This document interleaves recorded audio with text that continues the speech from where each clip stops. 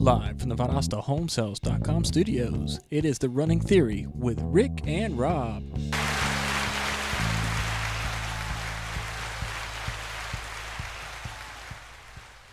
We back? We are back. Oh, man. We're always back. Mondays. Hopefully. Okay. Charlie can hear us. Charlie said there's no sound in the opening scene, but... Hey, Charlie. Hey, Charlie. Thanks for listening. We appreciate it. So what's good? What's good? Oh, it's all good, man. It's good. Did you run this morning? I did run this morning. Man, you're so consistent every day. I did 4 miles. 4 miles. It was rough. We had a couple parties yesterday, and I felt like I weighed 300 pounds. So you running. ate a little bit. Yeah. Yeah. I wore, you know. It was rough. I didn't want to get up and go, but I did. It was hot today, man. I don't know about this morning, but it was very warm today. It was warm. Yeah. It was warm. Now, I got up and mowed my grass this morning, and it didn't feel too bad. But, you know, it didn't take long. I mean, probably by 9:30 or 10, I was feeling the heat. Mm-hmm. Well, I hadn't been outside all day. I've been inside most of the day. I did run up to Adel, but I haven't done anything much. So you ran 4 miles this morning? 4 miles. And you got the day. But you know what? My Garmin, like yesterday, it messed up. It went like 3 miles. I remember that. We went 1 mile, and it was perfect. And then it did mile 2 and mile 3 at like 2 minutes. 2 minute, Yeah, I a remember mile. you talking about that. And this morning, right when we started, it said we ran our first mile was in like 8 minutes. And I'm like, that's not right. So I don't know if it's still having hackware or things going on, or if it's just my watch, because this is the only 2 times that it's done it. And at first I thought, well, maybe it's doing kilometers. I thought yesterday it might be doing kilometers, because we ran I can't remember what we run, but we were running about 5 miles or so, right? And it was right at I can't remember what it was, but I was kind of thinking, well, maybe we're going kilometers. Maybe I just hit something, but no, it's like jumping. Like, if anybody else is having a problem like that out there. Is Garmin back? I know they had that issue there for a while. I mean, they are back. They still say, I think when you load up the app, they still say that they're having issues, but it's loading up. I haven't checked, because I do Garmin, but I also upload my Garmin to Strava, right? And so I hardly ever actually look at the Garmin app. I just wait till it automatically does it up to Strava. So they pay the $10 million ransom? I'm sure they didn't, but well, I was ready for it. I was ready for them to pay the ransom, because I had about 3 runs there, because it went on for several days. But I had several runs where I was like, I don't even know if I run today, because it's not loading up, and everybody else is probably thinking I'm being lazy. So yeah, well, but you know what? It eventually did. They fixed it, but and we were talking about it this morning. The Garmin's, like the new series Garmin's, not like the old ones. They actually use Russian satellites. Okay. So does that have anything to do with it? I mean, if maybe I'm lying, maybe I'm talking about stuff that I don't know. Yeah. But maybe you're from what I understand, conspiracy theorist, right? But from what I understand, they use the Russian satellites because Russian satellites are more accurate. It's interesting. I don't know. I have to do some more research on that. Well, before hopefully I talk that's about over, because everybody was complaining about it for about a week. So yeah. Well, understand. I was complaining about it too. Yeah. Hey, man, we've got some birthdays going on. Happy birthday to your wife, Crystal. Oh, thank you. Yeah, it was. She turned 29. Was that Friday? Yeah. No, it was yesterday. Her birthday was her actual birthday was yesterday. You know what? I should know that. I shot her a text. I forgot about that. Yeah. And then, of course, your daughter Olivia, right? She's got a birthday. She had a birthday a week ago. Okay. I mean, we got them piled up. I know. Here. And then Carter, we got all 4 kids within like 2.5 weeks. Holy smokes! I don't know what goes on there in the fall, but are you buying gifts, or what are you doing, man? How you affording it? I know your babies. You don't have to worry about that so much. We struggle. You know what? Yeah. If you can help me out by going to ValdostaHomeSales.com and purchasing, if you're looking to buy or sell a house, you can call me up, because I do got a bunch of kids. You got to help the man out. Hey, but you got a birthday coming up. I do. Actually, my birthday's on the same day as your son's. Yeah. 50. 57 for me. 57. Yeah, 57. When we started running, I was like in my 40s. You were, I guess you were late 40s. But I was. Yeah. We might have started running when you were like 48. Yeah, or 40, because I know we had always planned to run a 50K, and we have not yet run that 50K yet. It's going to happen though. You know, when I got to the point where I considered myself a serious runner, I was 46, because I think maybe a little younger than that, because I ran my first marathon at 46. So I was running a year or so before that to get that base established. But I was 46, and that's kind of when I say I became a serious runner. In my eyes, anyway. And we've been running together a long time, so I probably was at least in my late 40s, and then, it's just been still going, thank goodness. I mean, who would have thought, 10 years later, 12 years later, I'm still at it. So we still need to run that 50K. We're going to do it. You're quite a bit younger than me, so, you've got, look at all these years you got. Yeah. I got 10 more years before I need to run a 50K, but I'll help you out on yours. Yeah, I mean, I need all the help I can get. Hey, let me ask you, did Polly get in touch with you yesterday? Did she send you a text about the, we spoke on the run yesterday about the half marathon we're thinking about doing, and she shot me a text yesterday and said, hey, I'm interested in doing that, and, and she just wanted to get in touch with you because I know you guys talked about maybe getting a distance or a course and setting it up. So I just want to bring that up because that's something we can look forward to, because come December 13th, I think is the date, right? It's on a Sunday. It's in December. So we're inviting folks. It doesn't matter whether you show up or not. I mean, it's not that we don't care whether you come or not. It's just, it's not really an event. It's just something we plan on doing. But if we got some runners out there, that'd be great. Yes. It's going to be a no frills, no T-shirt. Right. No medal. No medal. No cops. No assistants. We might have a water jug out there somewhere, or, some bottled waters. But it's going to be basically just a time trial that we're going to be, on your own. It's just something that we can look to do. It's something that we can strive for, something that we can train for. We're gauging ourselves, yeah. So, it's not going to be official. The results won't be posted anywhere. It'll kind of be just, we're going to run a half marathon just for the heck of it. And it'll give us something to aim for, because a lot of time, a lot of people are training, but they don't have anything to train for because the races might not go on, might not show up. Well, I got some buddies I think I can have come over. I mean, I think I'd be glad to do it. But we're gonna set up a course, and it won't be a close course. It'll be probably on a street with cars. Run at your own risk. Not a lot of cars. Run at your own risk. Yeah. But we'll kind of lay out the a general direction. It'll probably be a loop course, but I don't want it to be more than probably 3 loops, because if you start going 6 loops, you start getting burnt out. yeah, definitely. We can easily do that. Yeah. So, and we might set up a water table, but it won't be no sponsors, no nothing. No, we don't want any liability if you go out there and you get lost, dehydrated, or whatever. You're on the honor system, so yeah. So we're just saying we're going to show up. Okay. We're going to have a time trial. It sounds good, 5K. Man. I'm looking forward to it.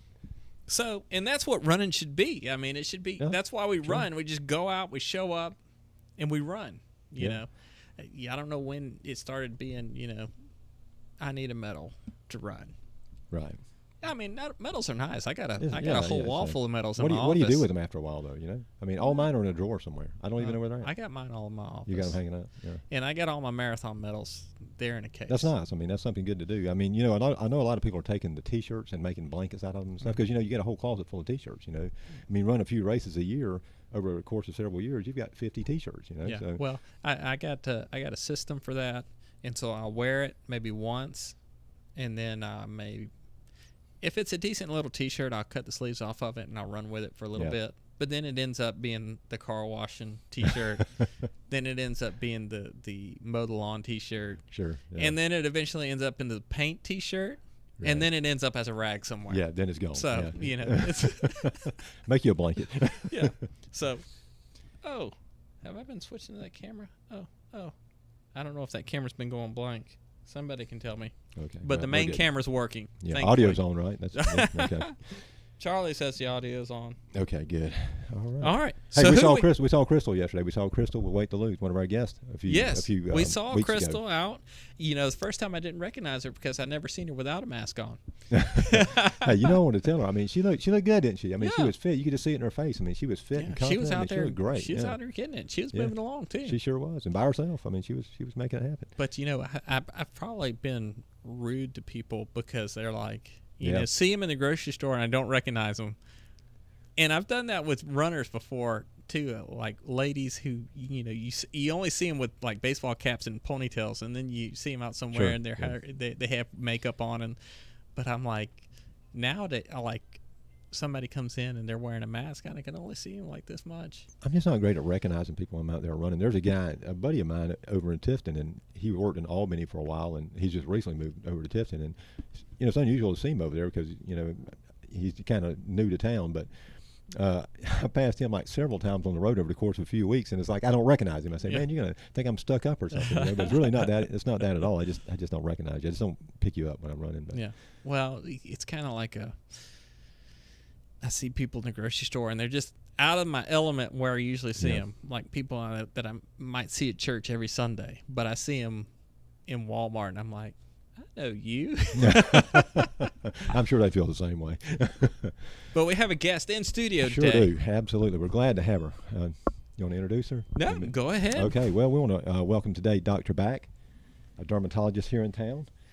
She's going to join us and talk a little bit about her fitness regimen and a little bit about skin care and some of the things she does, and give us some recommendations and some no-nos and all that. Let's see. Give you a little. Yeah, a little slack slack would be good. Yeah, cut me some slack, man. Hey, Dr. Backe. Well, hey, how are you? I'm I'm Dr. great. Betsy Backe. I'm wonderful. Thanks for coming in. I tell you, I guess let's go ahead and just get this out of the way because it kind of threw me a little bit. Well, I went to Tallahassee to have a little procedure done, and everybody was calling you Dr. Backe. And at that point in time, I didn't realize you were Dr. Backe. It was just Dr. Thacker to me, but you've recently got married. So it's a little bit confusing. I have Thacker Dermatology as my dermatology practice that I created back in 2011. But then I got divorced a few years ago, and I got remarried. So my maiden name is Perry. It's like I have a lot of aliases. I almost feel like a criminal or something, but I'm really on the up and up. Yeah. So it used to be Dr. Thacker, and now I'm Dr. Backe. So how does that work? I mean, once you get your name on the medical license, you can't change it, right? Is it? No, you can. No, Okay. I mean, it's like everything else. It's a complete hassle, Yeah. but you can do it. So the main thing is that, you know, of course, you have to go to the Social Security office and the DMV and get all your documentation like that, right? And then after you do that, then it's just a matter of the biggest pain is you have to get your DEA changed, and you have to get that's your drug enforcement agency. Mm-hmm. That's so you can write prescriptions for Sure. people. You have to get your medical license changed. You have to get, in this case, I got my board certification for dermatology. I got the name on that changed. And then the biggest pain is you have to get the insurance credentialing changed because, of course, Right. we want to get paid when we do the work that we do. So it's a big deal.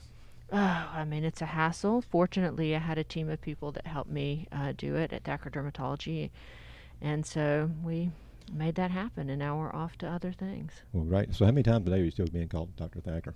I mean, constantly. Yeah. My staff is pretty good about calling me the right name at this point. Hey, on that note, I just want to say you've got a Sure. great staff. Thank you. I know Nina, and I know Daniel, Nina's Yes, husband. He used to yes. work with me when I worked here in Valdosta, and I didn't know Nina then. I knew Daniel, and then it just by happenstance, they just happened to be a couple, and we put two and two together, and Nina worked for you, and she's great. I mean, she's phenomenal, and your whole staff is just amazing. Thank you. I will say two things on that, and one is I think that we have the best staff in Valdosta, and we really try to make it where yes is the answer whenever Right. it can be. And so I think when you set that as sort of a guiding principle, when instead of looking for ways to get out of things, that you're looking for ways to make things better for your employees and for your patients, I think that sort of informs Right. the rest of your decisions.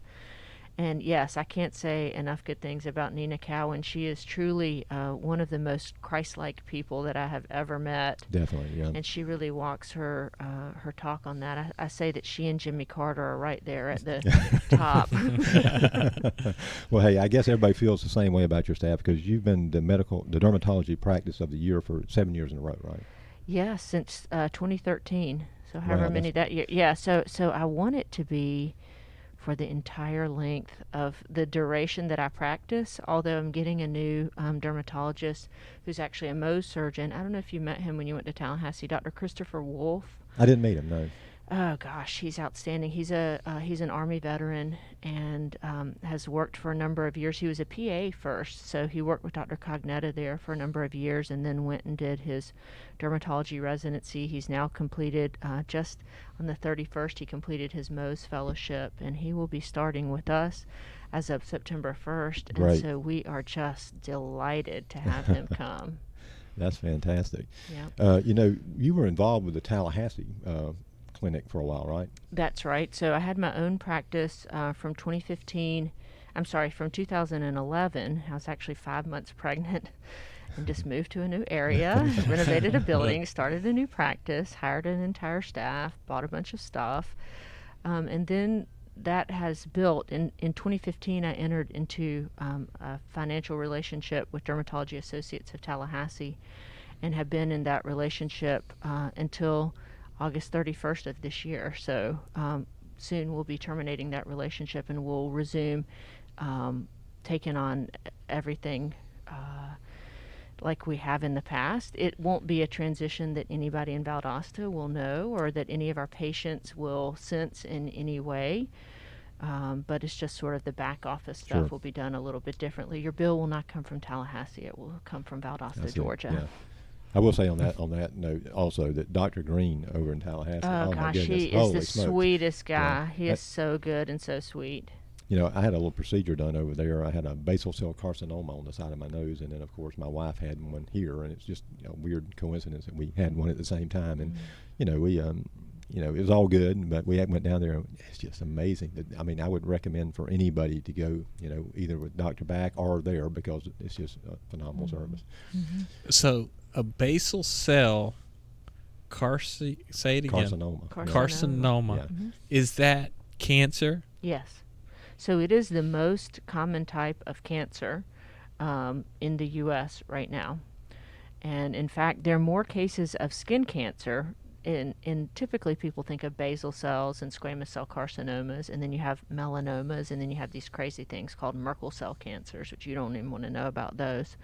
They're bad.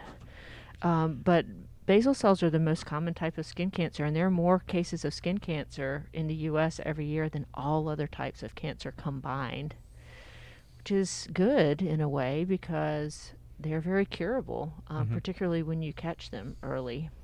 Now, does a basal cell carcinoma itself become aggressive, or does it transition into something else? No, so a basal cell is always going to be a basal cell. So a basal cell is always a basal cell. A squamous cell is always a squamous cell. So a melanoma is always a melanoma. So it begins, the basal cells actually come, so we'll start with a little histology. I won't go crazy on all of this, but the topmost layer of skin, which is called the epidermis, is primarily composed of cells called keratinocytes.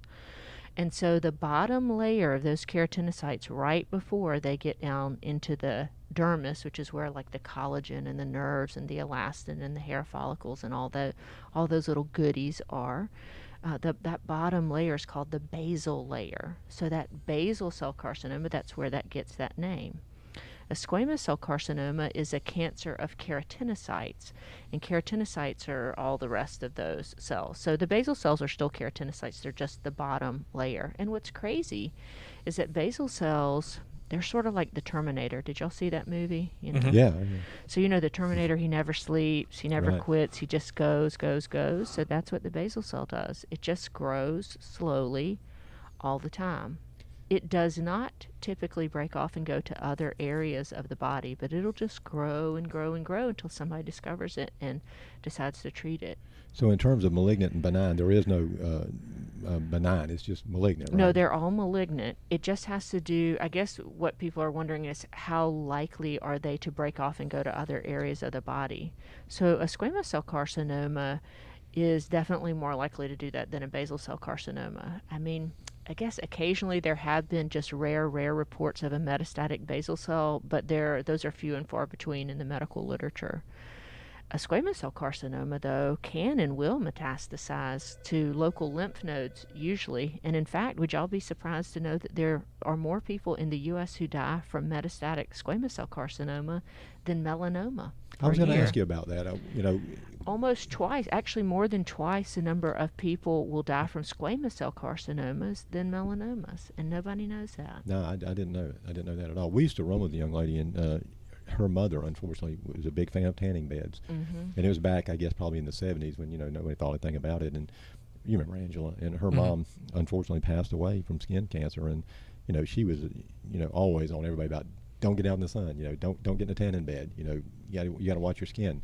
And, 100% right, because with me, for instance, and I just know this goes, it's me, but, I had a black spot here and a black spot on my back. And I saw that and I said, oh my goodness, here we go. That turned out to be nothing. It was the thing on the side of my nose, which I thought that's what I thought was nothing. And that turned out to be the issue. So do these things, are they noticeable? Is this something you're going to say, oh, I got a problem here? So sometimes, and also depends on how aware people are of their bodies. I'm consistently amazed both at how aware some people are of their bodies and how unaware some people are of their bodies. And I just want to say, have you not noticed that big tumor growing out of the side of your face? But they may be in denial. They may not have insurance. They may be worried about what the result of the biopsy is going to be. So we don't want to judge anybody. We just want to help somebody the best that we can. Just as you say, that is a story that I hear all the time, that people come in for a lesion, for a skin check, that ends up not being anything that's worrisome, but then we find something that is worrisome. And so I say to people, no skin exam is ever wasted, because we either are going to find something, and the earlier we find it, the better that is, or if we don't find something, we can educate you on things to look out for so that maybe you can help us find something earlier rather than later. For example, a basal cell carcinoma will often present like a bump, like a pimple, or you think it's an insect bite, or you just think it's a something. It's just a something. That's exactly what I have. Yeah. And it doesn't go away after a month. So I tell people, unless you're picking at the spot all the time, the lesion is going to go away within a month. But basal cells will sort of just hang out and chill, and they'll be like, no, don't look at me. I'm just here. I'm not really doing anything. I'm not being bad. And then sometimes they'll bleed, but then they may try to heal, and then they'll bleed again, and they can just become traumatized and bleed. Ideally, we don't want to wait till there's a big hole in your face. We want to try to find them when they're a little more subtle than that. Right. I was going to ask you, what happens if you just let that thing go? You say it's going to infect the lymph nodes, and then eventually it will... A basal cell typically will not, okay? So a basal cell is just going to grow locally. So it will grow and grow and grow. It can grow in depth, so it can get deeper, or it can grow more wide, almost like oil on the top of a pond. So they grow 3-dimensionally. They don't just grow in 2 dimensions. Okay. And there are different subtypes as well, but... I know that hole that you had inside of your nose, it was deep. Yeah, it was impressive, wasn't it? Yeah. You should have just, had him just do a little piercing. Just put a gauge in, yeah. Yeah.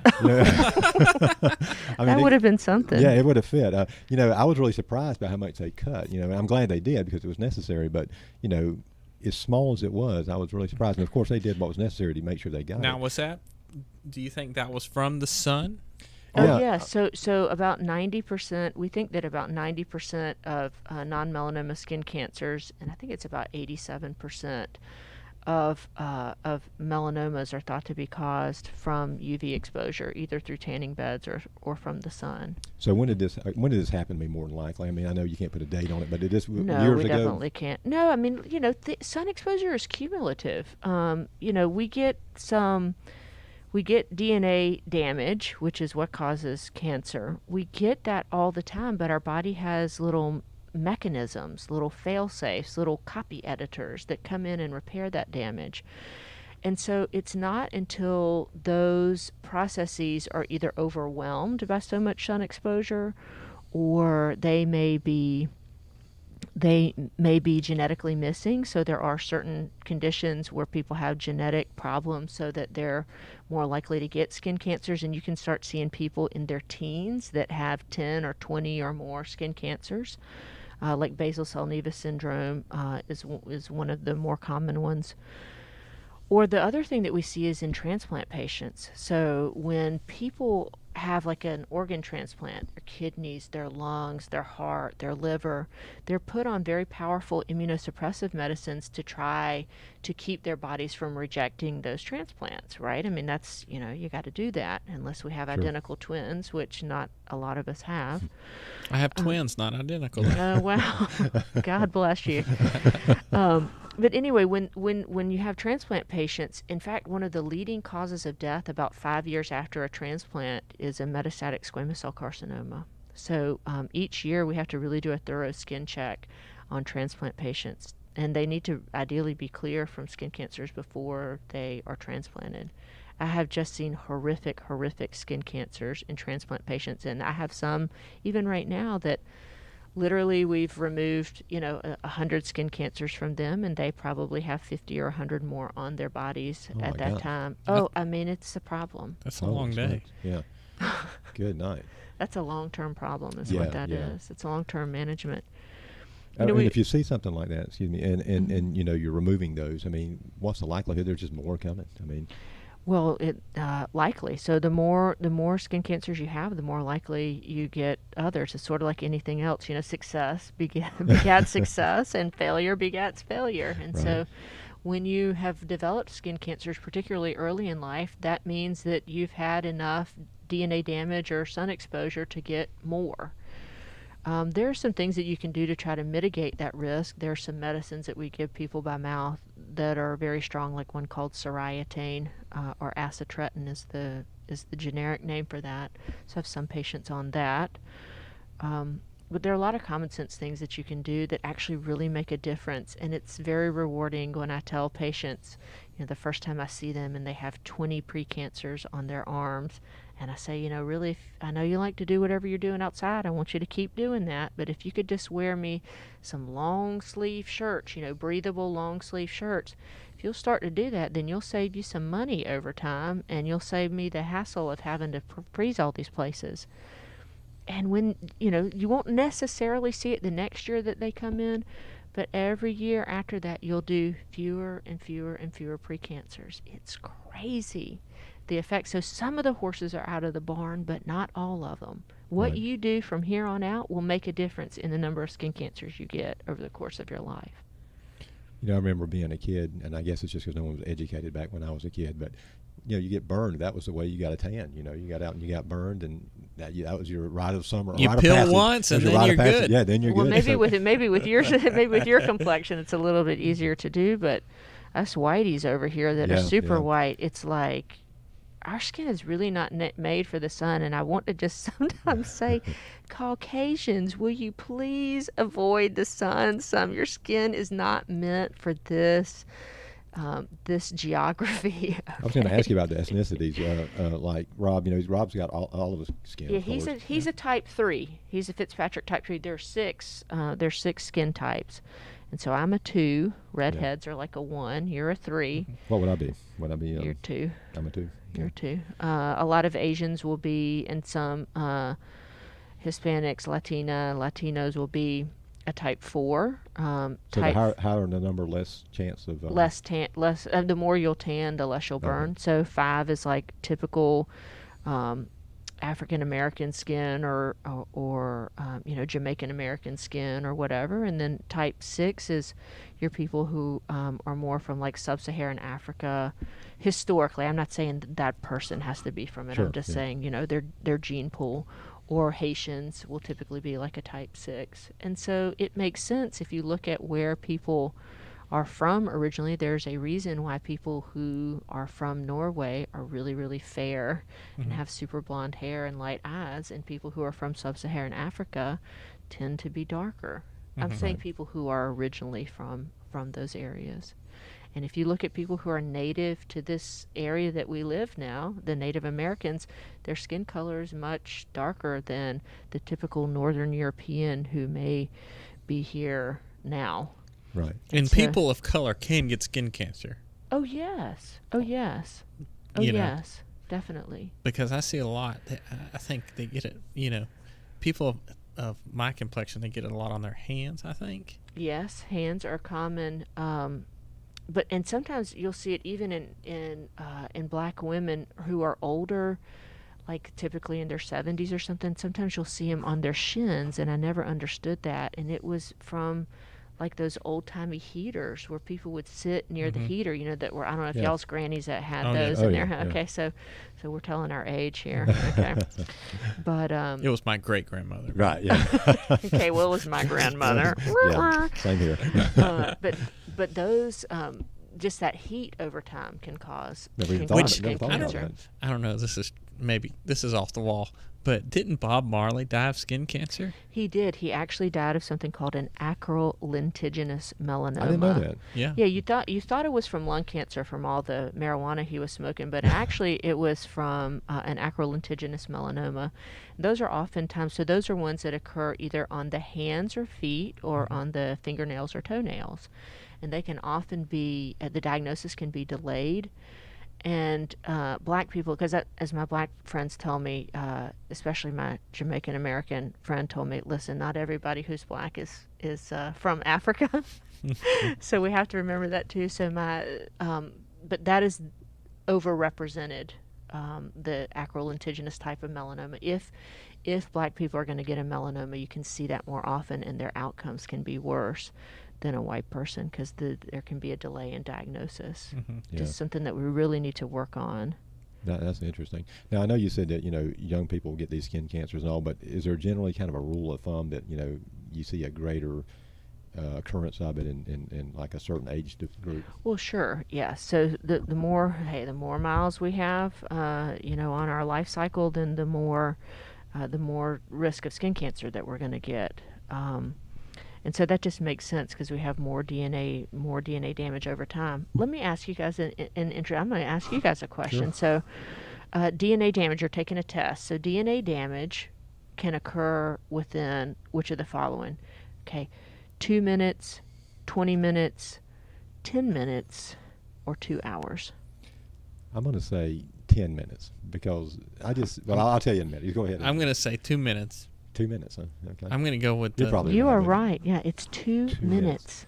That's all it takes to get DNA damage. So extended exposure to the sun, 2 minutes, you've created some damage. In 2 minutes, you've created damage. Wow. So that's why if you put on sunscreen every day, whether you think you need it or not, whether you think you're going outside, whether you think you're going to be doing whatever, if you put it on at least an SPF of 15 or more every day without fail, you will decrease your squamous cell carcinoma risk by 40%.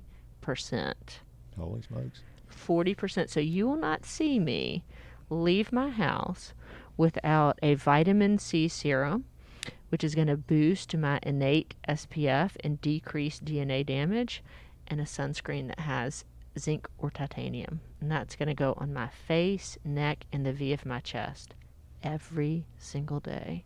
Let me ask you this, man. You brought that up. Have you had any cancer episodes in your family? I mean, I don't think you have. My mother has had, she had a thin melanoma on her Yeah. chest. So that was many years ago. I don't know, probably 20 years or something Right. now. So if it's caught early, your survival rate can be 99%. Yeah. My I father-in-law actually, he got cut deep on his face. He had it.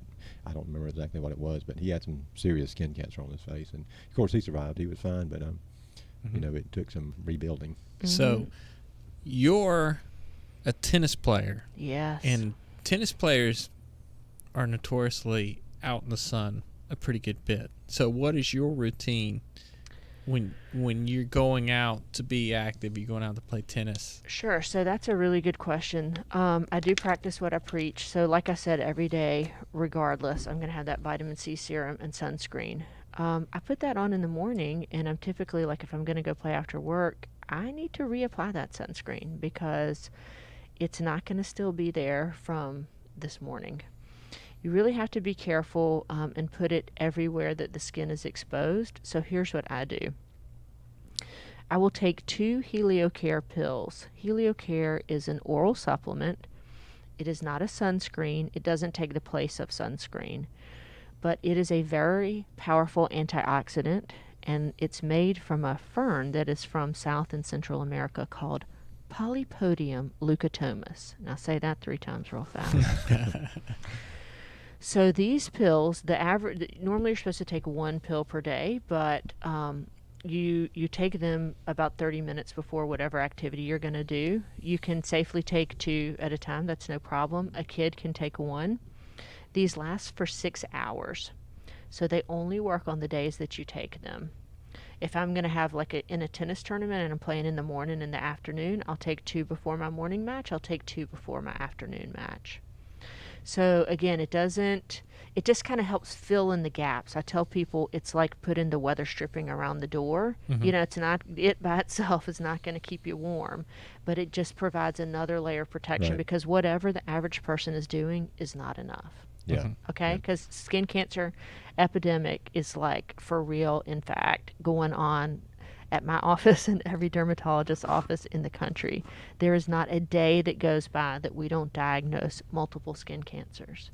Not one day. Right. So it's a really, really widespread problem, particularly where we live right now.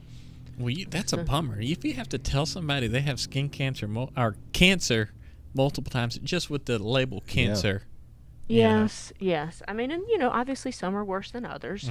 Some are super easy to treat. We just numb them and scrape them and we're done in 5 minutes. Some are a bit more laborious, as you figured out the other day. But back to what I do before I play sunscreen. So I pop those pills. The HelioCare is the best known brand, and they actually have good double-blind placebo-controlled trials in peer-reviewed journals. So those are all buzzwords, but basically that means it's not just someone giving their opinion saying, well, I think that it works. They actually have data that shows that it decreases DNA damage by about 40%. And where do you get this from? Well, you can get it on Amazon or some pharmacies in town. HelioCare. Or you can get it, at some pharmacies. We sell it at Thacker Dermatology, and we undercut the Amazon and all that because I just want people to get the product. I think I make about $1 and something a bottle on it. I'm not going to be able to send my child to college on selling HelioCare, but I do hope that we can decrease a few skin cancers. At least you're looking out for everybody. I mean, that's an option. It's like, come on, I realize that all this stuff is a pain and all of it's a little expensive. But overall, whatever people spend on sun protection, they are going to save in their long-term health costs, either that they have to pay or that we have to pay through taxes, if it's a Medicare thing. Okay, so what else do I do? I wear long sleeves when I play. I use those breathable, dry fit shirts, not by any particular brand. I mean, I have whatever's on sale is what I'm buying. But I always wear long sleeves. You will never see me play tennis in a tank top or something like that. So I want coverage that goes all the way to my neck, and I want coverage that covers my hands. And even though I put sunscreen on my hands in the summer, or really all the time, but you will see, and I hate it, it just goes to show you how putting on long sleeves is better than sunscreen.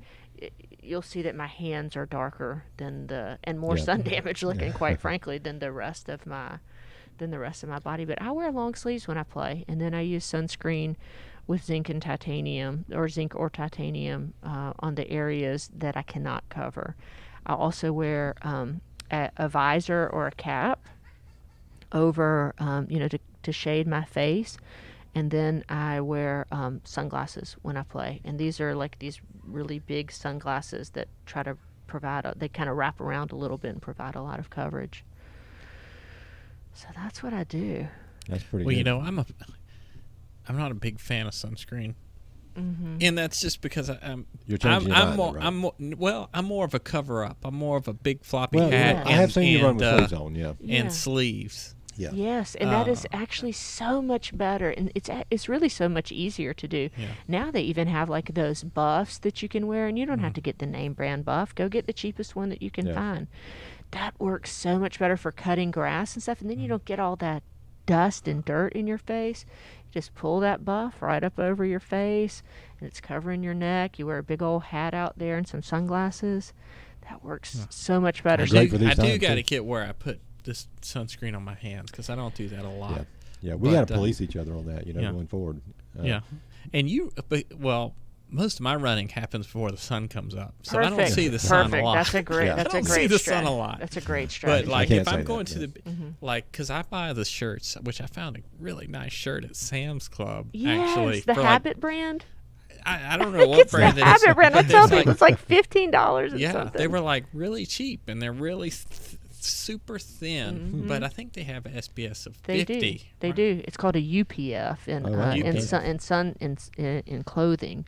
But yes, I mean, or like if you like to fish or something, anybody who's gone fishing knows that if you get sunscreen on your bait, you're not going to catch any more fish. Right, yeah. But I mean, even if I'm like going to the beach, they're thin enough and they ring out. Like you wear them in the water, you wear them. Yeah. I wear them to swim in. Not like I don't do lap swims, but Sure, yeah. if I'm You're in going to the water, beach yeah. and going in the water, Yeah, Yeah. I'm wearing it into the water. great Well, that idea. doesn't Covers sound up bad. my tummy too. Well, I think we should touch on the fact that you'd mentioned the tennis, and what we usually do when we bring a guest on is we let them tell us a little bit about themselves. But we kind of just jumped in, which is fine. I mean, that's great. We're trying to but, fit a lot in this hour. But I think it's good that we mentioned that Dr. Backe is an athlete. So you want to tell us a little bit about what you do, about the Oh tennis? my gosh. Well, yeah. So, I mean, I was originally a four-sport athlete back in high school a zillion years ago before my 2 ACL tears and 5 knee surgeries on my one knee. But it's funny. I always just used to pick that tennis racket up at the end of basketball season to go into the next thing. I'd barely make the team that year. And then by the end of the year, my partner and I would be playing for the state, either semifinals or finals, but this was in GISA, not So you're GHSA. a bit of a natural then, right? Because of You're private school. Where did you go to school? I went to Stratford Academy in Macon, Georgia, Oh, okay. and they actually have a phenomenal tennis team now and an amazing set of coaches there. And I think they've won the state championship there the past 2 years or something, and probably would have won it this last year. But of course, I'm biased. But they couldn't compete with COVID. But Well, apparently yeah. it rubbed off on you because you've done well. Yeah, that just was good. Yeah, I'm one of those people. I was never like the greatest athlete on my team in anything that I did, but I was pretty good at everything. I've never played hockey, but I think that if you, gave or lacrosse or something like that, but if you gave me one of those instruments and 5 minutes of instruction, I would be able to throw the ball, back and forth or hit, Yeah. slap the puck or whatever you say with Slap shot. Yeah, I would be able to do something maybe, but it's been fun. As an adult, I've sort of gravitated towards tennis, and in my late 20s when I was in medical school, I played a lot of tennis, and that was very nice. I was on some teams through the USTA or the U.S. Tennis Association, and so they have leagues, and it's kind of interesting how competitive these can be. You get a rank assigned to you or a rating assigned to you, and when you're in that rating system, then you play people that are it's like a way to, it's like a handicap, Yeah, I sure. guess. It's like a something- handicap in something golf. like that. So played on some good teams with some good ladies and some nice men, some mixed teams in Macon, and then was off for a number of years, probably 10 or 15 years, and I thought I'd never play again. My weight got too high and my joints got too bad, and I just got older and got into my early 40s, and I said, hey, what do you want the rest of your life to look like? Like this, you're thinking you're going to just rock it out for the next, you think you're going to live a long time and be able to go and do all these things that you want to do. And I said, you need to kind of attend to your nutrition and your overall health Yeah. a little bit. And so I had to make some very powerful changes. And so I started doing that maybe 5 years ago or so. I was over 200 pounds and have lost quite a bit of weight over that time, and changed what I ate and how I ate and my relationship with food. And it's amazing what the human body can Sure. do. Yeah. It's so adaptable. It will adapt to you treating it really poorly, and it will give you poor results. Or if you treat it well, it can, no matter what age you are, you can see some incredible gains. Yeah. And said- it sounds like maybe you saw that too. If you started running in your late Well, 40s. I was always fit. I ran, when I was younger, but I just didn't get. I wasn't a serious runner as far as like running races and things. I used to lift weights, and I used to be quite a bit larger than I am now. I used to really lift weights. That was my thing. And like you say, you get older, your joints start hurting, you just can't do it anymore. So I kind of laid off that and kind of dove into being the runner, I guess. And now I'm skinny and you got that runner's physique for sure. You look like a runner. You look like. So She didn't say that to me. Yeah. I haven't seen you, but over. But yeah, so I was going to ask you the fitness factor. You laid off for a while and you came back. Was that just a gradual? You didn't run or go to the gym. You Oh just no, kind no, of pick up the racket. no. If I'm running, it is because someone is trying to kill me. My knees cannot tolerate that. They really cannot. I have just really severe osteoarthritis, particularly in my left knee, and so that's just not going to happen. Well, I know being a tennis player, you're very fit. I mean, you run. Yeah, it's short bursts, and I joke that I'm playing with the 1.5 legs, and so doubles is a lot easier for me, and I will typically pair myself, particularly if I'm the captain, then I will pair myself with a speedy individual who enjoys running, and so that's one of the benefits of leadership is that you get to You delegate, right? Yes, You make yes. choices. You make the hard That's decisions. right. That's right. And so I have made the decision that I need a speedy partner. Okay, so Yeah. that's what Well, I that's do. good thinking. We all learn coping mechanisms as we get older. That's one of my coping It mechanisms. can't go unsaid though that you're a champion, right? You've won. Well, I've been part of teams that have won, and so I guess in that definition, then I am. We actually have been very fortunate to be on a number of teams. Valdosta, if y'all don't realize this, Valdosta, Georgia, has been over the last 3 years a real hotspot for domination in women, men, mixed doubles, at about the 3-5 level. 3-5, and now we've all gotten moved up to the 4-0 level. But we have people who are competing or who won the right to compete in the national 55 and over. They call it a Fast Four tournament. Our ladies team won the state, and then we went to the Southern District, and the Southern District covers about 9 states in the southeast, and we went over to Mobile, Alabama, and we won that, and that's a Wow. really big deal to win a sectional Congratulations, championship. that's great. Thank you. Yeah, well, they've added tennis courts. They've redone all the Harry B. Anderson at Yeah, Backe Park, yeah. their tennis courts. We have a beautiful facility, and they've started having. I know last year they had it. Yep, they have the a last 2 very years. big tournament The there. it's the mixed doubles, and in fact, our team won that. Yeah, and it brings in For the a 7-0. lot of teams, Yeah. because it's like a 3-4 day tournament. It it's is. it's brings very big. Yeah. Do you see how many folks were out yesterday? I mean, maybe they're just your weekend warriors, but man, the No, tennis courts were full. they had a little tournament yesterday. I don't know what Was it it? was. Okay, yeah, because there's a lot of people at the park yesterday. They had that was a junior tournament. Okay. Mm-hmm. I don't know the specifics on it, but I just talked to one of my teammates, and her sons, 2 of her sons, were participating in that. Now, do you follow tennis? You watch professional tennis? Yes. Who's your favorite player? Male or female? Both.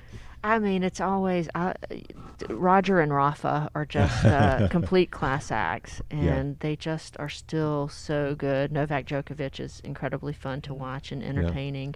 So those big 3 right there, I mean, I always like to be the person who cheers for the underdog, but when you have the top 3 that are so wonderful like they are, then I really like them.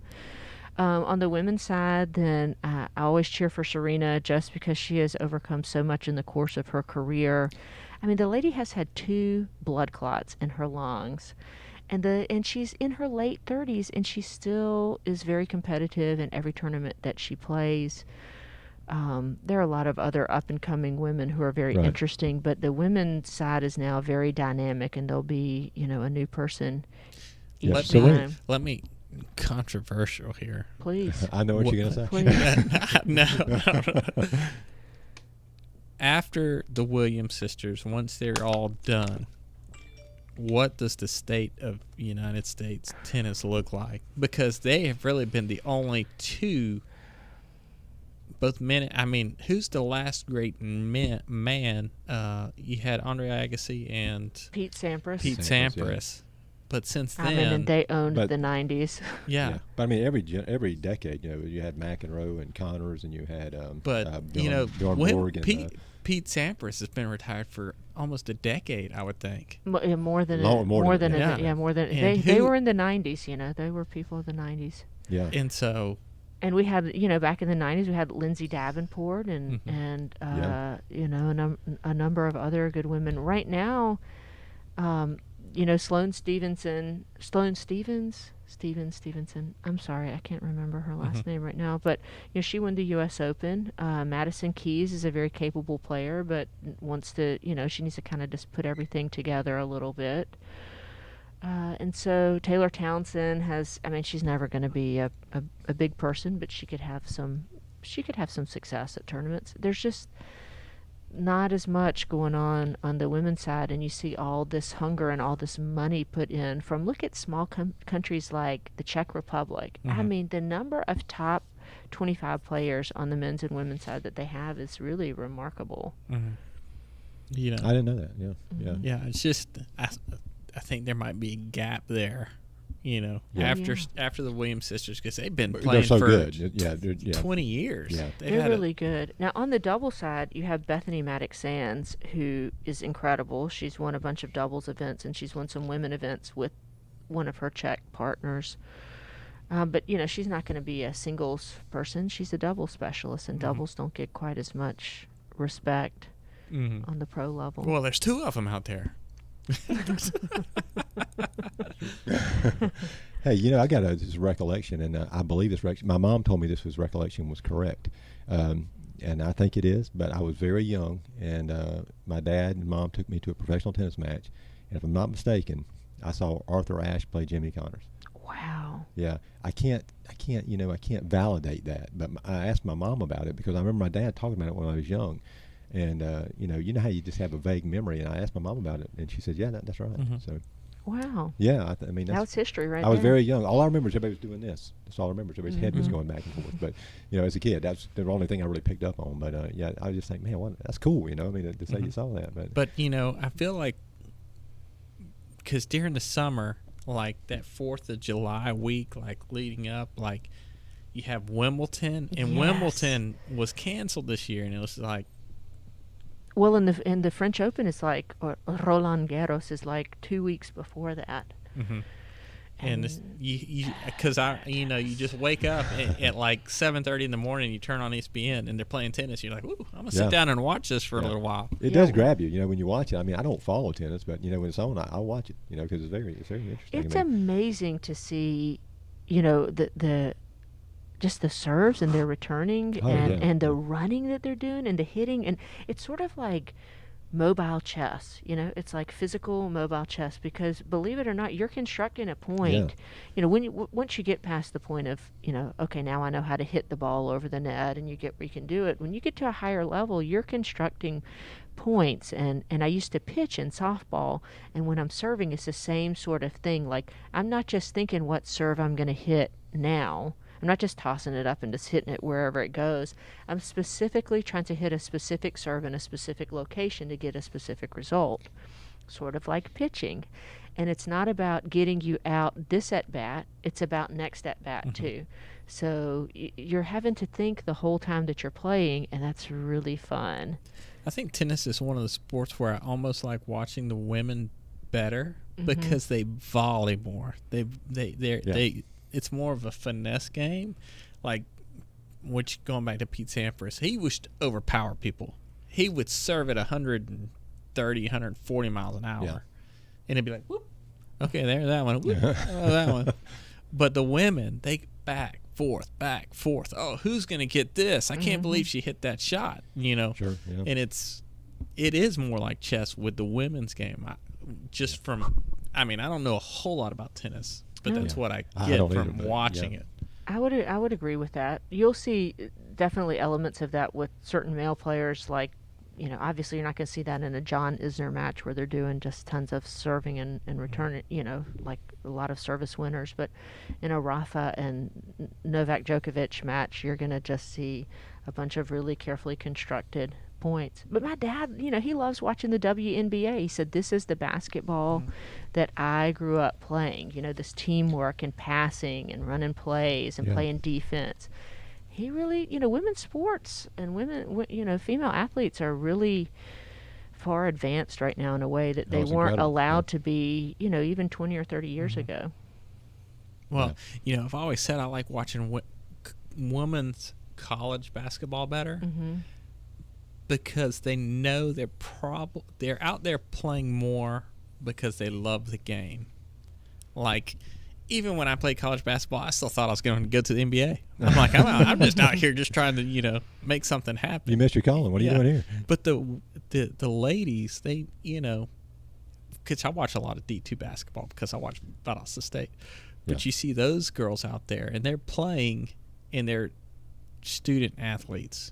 You don't see a lot of them, flunking out and doing these things. They're coming because they're student athletes, and they get to play basketball, and they appreciate that a little bit more. Well, I think. you know about the girls' basketball team in Eccles. I mean, that's where I went to high. That's my alma mater, and that girls' basketball team was so great for so many years, and I think about it because the boys' teams have always not been that great. And I don't want to say too much about that because Jerry Bourne was our guest several weeks ago, and he's the basketball coach over there now. And I know He's bringing them back. I know Jerry's doing a great job, but Go we had Wildcats. many years that the boys was not that good, and the girls were like stellar, and you wonder why it went that way. But I just think there's a greater commitment. That the ladies had a greater commitment than the guys did.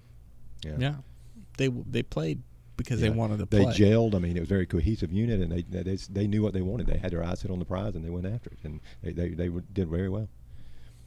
We got to talk about tennis, which is perfectly fine. We talk about anything. That's one Yeah, great thing talk it. about We everything. can talk Yeah, about sorry anything. sorry to you guys who thought you were No, just going to no, be hey, talking about running because I don't know anything about that. No, but, we love it. But I did want to ask you a couple of questions before Sure, we let you go. please. Just kind of some really maybe ridiculous or crazy questions and some things that came up, some friends asked us to ask you and that sort of thing. Okay. But I guess number one is, applying sunscreen when you're running doesn't affect the way you sweat, right? No, it's not going to prohibit you from sweating appropriately or being able to regulate yourself. I tell people so again, we just want to use sunscreens where we're not covering with clothing. And clothing has come a long way. But the sunscreen, when you're putting it on, you really want to have one that has zinc or titanium. But believe it or not, those are in the minority when you go to look for sunscreens. Most of the sunscreens that you see have names like, Ava benzone, oxybenzone, blah, blah, blah, some chemical name you can't pronounce. Whereas you'll look for ones, if you're looking for zinc or titanium, then they will say like mineral protection or like physical protection or something like that, because they're physical blockers. Sunscreens are either chemical blockers, which are trying to chemically absorb the sun, or I prefer the physical blockers, which provide a physical barrier between the sun and your skin. Right. Okay, so that makes sense if you're doing it to try to prevent pigmentation issues like melasma, if you're doing it to try to prevent sunspots, or if you're trying to do it to prevent skin cancers. I also tend to have sensitive skin, and so a lot of us who are fair, they may say, well, the sunscreens burn or sting my skin, or they get into my eyes, and I just can't stand them. And I say those are chemical sunblocks. Physical sunblocks are not going to do that. You can put those even on little babies, and they don't irritate their skin. Is there one brand over the other, or they all kind of make a zinc, or is there anything we should stay away from? Well, I mean, I'd rather you put any sunscreen on than no sunscreen, but I really do prefer, that's just my bias, is that I tend to prefer more physical sunblocks as opposed to Zinc, chemical sunblocks. titanium. Zinc or titanium, those are going to be your key terms that you look for. Now, there's not a one specific brand that's better than others. So like Blue Lizard makes some, Vanacream makes some, Neutrogena has one, Aveeno has one that has just the chemical sunblock. I mean the physical sunblock. I think Neutrogena has just a physical one. Elta MD has some. We have a Thacker Dermatology brand that I like for my face, because sometimes I like a tinted sunscreen, but now that I'm wearing masks all the time, and that's what a little bit of this sound that you may be picking up as I'm wearing a mask, because I am like not even trying to get COVID at all. But makeup, which I haven't worn since February, or lipstick, which I haven't worn since February. It's been super, by the way. But those things can degrade your mask, and so you want your mask to obviously provide the protection that you want it to, or that you think that you're getting. And so, so I'm going for Are one you to starting sheer to look now. at carcinomas just from here up? But what's funny, so I had to change. I had to change. That was a discussion that some dermatologists on a Facebook group. We had that discussion. They're like, "Are you guys looking under people's masks?" And some of them were like, no, and others of us were saying, yeah, you got to look under there. So my protocol in the office is, first of all, you're not getting in the door unless you have a mask on, and you need to keep it on while you're in there, because, my patient population skews more elderly, and we cannot be killing patients in our office. That is not going to work. And so you have to have a mask when you come on. We tell you to leave the mask on while you're in the room by yourself. And then when we come in, I tell people, I say, hey, we're going to do your exam. I'm going to start at the top. I'm going to look on the parts of your face that aren't covered by your mask. Then we're going to look, and I go through the whole thing of where we're going to look. And then I say, and then the very last thing that we're going to do is I am going to take down your mask. I'm going to look one side at a time. I'm going to look with my special light, so close your eyes so it doesn't get in your eyes. And I say, please don't talk while your mask is down. Now, some people will say, some dermatologists will tell their patients not to breathe, but that's probably the safest thing. That's what I was about to say. Which that's probably the safest, but I tell people How long can don't you hold talk. your breath? You don't want them passing away that way either. That's right. And so it's amazing. You'll tell people that, and then sometimes people will still want to talk, but I have that gloved hand with that mask, and if they start to talk, then that mask just goes right on their face, and they get the idea, okay, don't talk. I can't talk during this time. So that's how we get it done. And I have found a lot of skin cancers, because of course the nose and the lip area are high-risk areas for skin cancer. Yeah. So we see them all the time. Okay, here's another question for you. Any safe way to get a tan? No. Tans? No. No way to do it? No. No way to do it? No. Okay. A tan is a sign of DNA damage to your skin. So whether it's indoor tanning, outdoor tanning. Yes, so the one safe tan you can get is your fake tan. So you can do a spray tan. You can do a sunless tanning product like Fake Bake or something like that. So those you can do to your heart's content. But a real tan, no. Years ago, I told him that I was going to go get a spray tan. Yeah, we were joking around. We said we're going to get him orange before he comes on and see what you said. Spray tans actually look great now. They don't look so orangey like they did before. I tell people just exfoliate your skin with our Thacker Dermatology Polish and Scrub before you do that. Then your tan is going to last longer, and when it wears off, it'll be more even. It will be even, and it won't look all splotchy like leopardy and stuff. So you don't need a tan, but a guy like me, I need a tan. But I don't really need a tan, but Yeah, so my goal is for my face and my bottom and my arms and my chest for everything to be the same color. So I tell people I have no tan lines either. Yeah. Everything's the same. Is there a time of day when the sun is worse? So yes, 10 to 4 is when the sun is the worst every day. How about overcast? You still can get burned and still can get UV damage like crazy. In fact, almost everybody has a story of where they got fried on the day at the beach that it was overcast because they just didn't get that reminder to put the sunscreen on because they were so hot. I had a or good weren't story. hot. When I worked at the hospital years ago, back in the early '80s, I remember we had a doctor come in.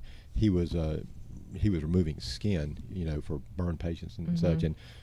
I was fortunate enough that he let me come and watch, and he told me then. He said, if you've got a tan, he goes, I can't harvest it. He says because it just flakes away as I'm the taking it skin. off. You don't realize what the skin. I mean, not only are we talking about what that UV damage and UV radiation over time causes skin cancer, but it just makes your skin so cruddy. It just degrades all that Yeah. collagen and all that elastin in your skin. And we've all seen like usually older men, but it can be older women too, that just have like purple arms and they've got band-aids all on them because they have so many tears. That is from sun exposure. That is because the sun, not age, the sun has thinned that collagen. And the collagen is what makes up and supports the blood vessels. So that's why they have all those bruises and all that terrible skin. And that's a hassle. Nobody wants to deal with bloody shirts and, terrible looking arms, and trying to sew, if they do get a skin cancer on, it's just a nightmare because it's like trying to sew wet tissue paper together. Right. Well, another question then, if you just say in a perfect world, if you were born and you never had any contact with the sun, I mean, how much younger do you think you would look? I know you don't know this, but I mean, do you think it would be a significant difference if you could measure that? About 90% of aging of the skin is from the sun. Wow, that is something. So you look pretty good at 70 years old. I mean, if you never came in contact with the And sun. in fact, I see that, and you can see that now. There are some people in town even that I could name. Like, I mean, Jeanette Kane. Look at her skin. I don't know if y'all even know who she is. And I think I know her. I mean, this she's a lady in town, and she has not had her skin in the sun. Or people. I mean, there are others that you could name, but when people have a medical condition, or they, and they like lupus, and they've decided they need to stay out of the sun, or if they've just decided to keep themselves out of the sun, their skin looks amazing, like forever. Any truth to the fact? I'm sorry, Rob. Go Any ahead. truth to the fact that if you have psoriasis, that getting a tanning bed helps you? So psoriasis can be helped. For sure it can be helped by UV exposure. In fact, I just ordered the other day a narrow band UVB unit that we will use for certain patients with psoriasis or itch. Like some of our elderly patients will just have really bothersome itch, and so a little bit of light therapy can help with that. CTCL, which is a cutaneous T-cell lymphoma. It's a type of skin malignancy that people can get. So light can be helpful, or dermatitis. So light can be helpful for a number of things because it decreases the immune response in the skin. But we know it's a carcinogen, and there are lots of other treatments that are available for psoriasis. So, it's never going to be my go-to, Right. My first line treatment. Are there, aside from the sun, are there any other environmental factors that we should worry about with our skin? And I don't. Well, you said something about being up close to heat, right? Like you said, the Heat can be something. Also, arsenic has been known to be a cause, and so you would see that sometimes, like in wells, that you have to get a well sample, get the water tested to make sure there aren't high levels of arsenic in there. Tobacco is a bad one. Tobacco is a bad boy, and we see that with lung cancer. We see that with squamous cell cancers in the head and neck of people. Also, the other thing is the human papillomavirus causes squamous cell cancers as well, particularly in combination with sun, immunosuppression, and tobacco. So human papillomavirus can cause squamous cell carcinomas on the genitals, yes, of That doesn't sound fun. No, that sounds awful. no, it's not fun, on men or women.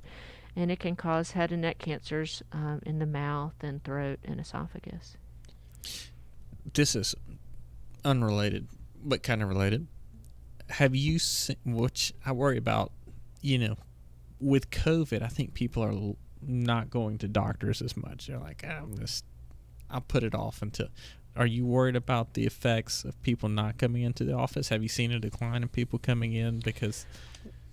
Well, of course we COVID? did. Of course, that's a great question, and of course we did right. Like in March, we had to modify our practice, and for a while we were just doing emergent things and people who had really high risk cancers that had to be treated. Routine cancers we were putting off. and we were doing teledermatology visits at that time using telehealth and telemedicine. You cannot do a skin check with that, though. There's no way. It's just not very effective. So now our numbers are back to normal. We had to get adequate PPE, so that's personal protective equipment. When I'm in the office every day, I wear a surgical mask like I have on now, and I wear a face shield.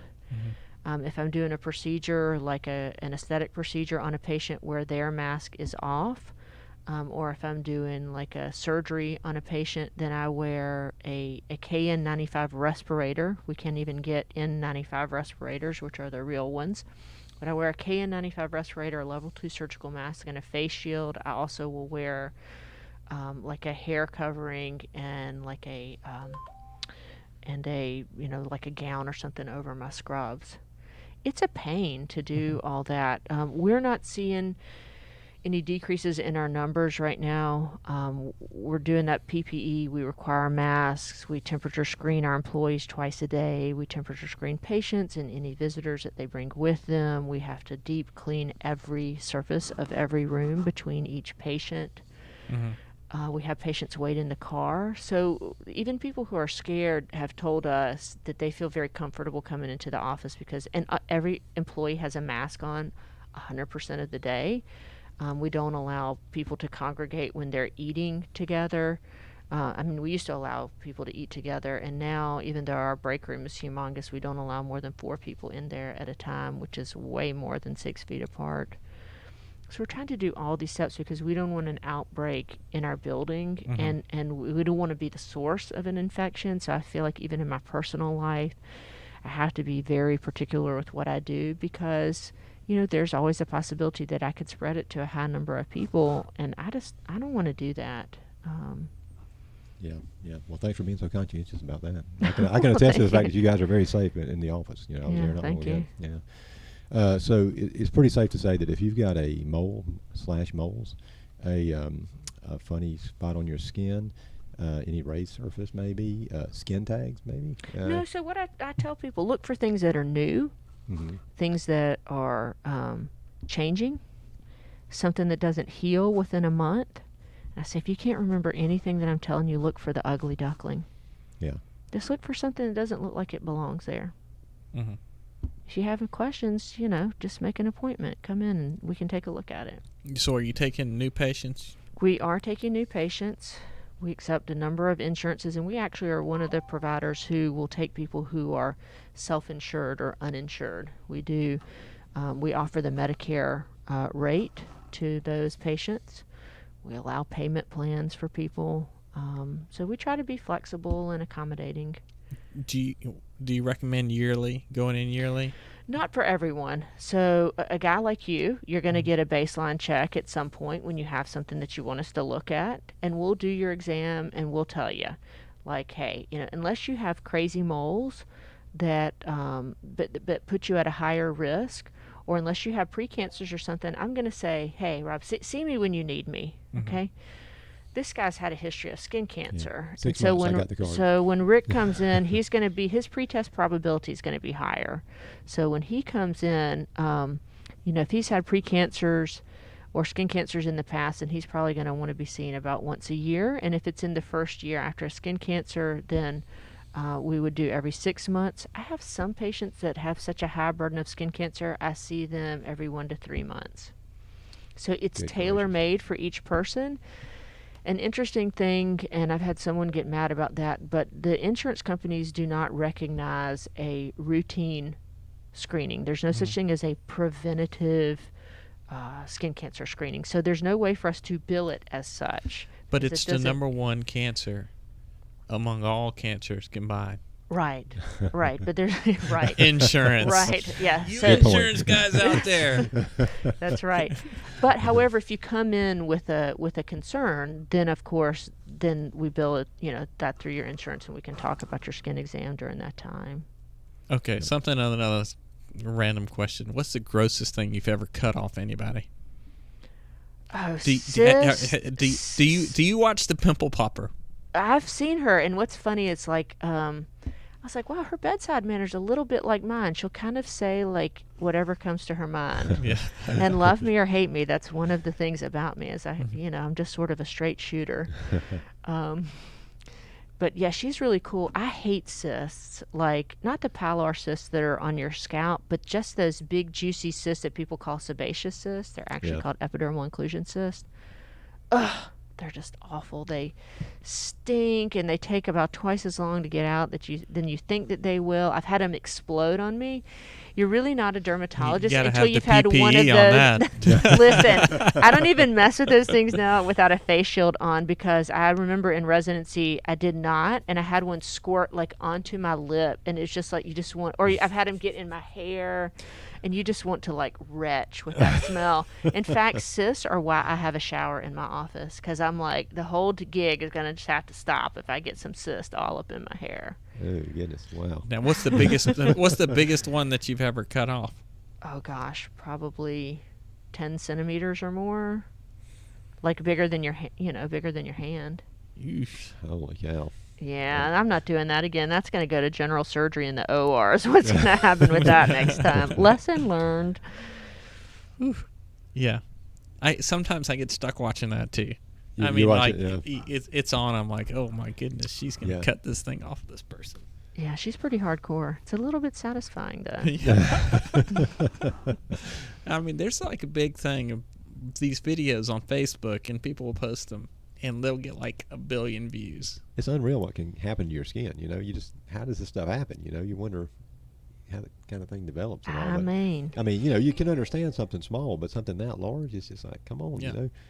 well, I had a guy who came in today and he had like on his belt line, and he had, think of it, it was about maybe like a golf ball size vascular, like a blood vessel-y type tumor that had come up over the last month, and this thing was just bleeding all the time. So we had to numb it today and scoop it out and cauterize the base of it, and I hope that will be the end of it. Of course, we submitted it to pathology. Yeah. But I mean, you think I would have got it checked when it was like no, they can grow pretty quickly. grow so quickly? yeah, it grew over it grew over the course of a month.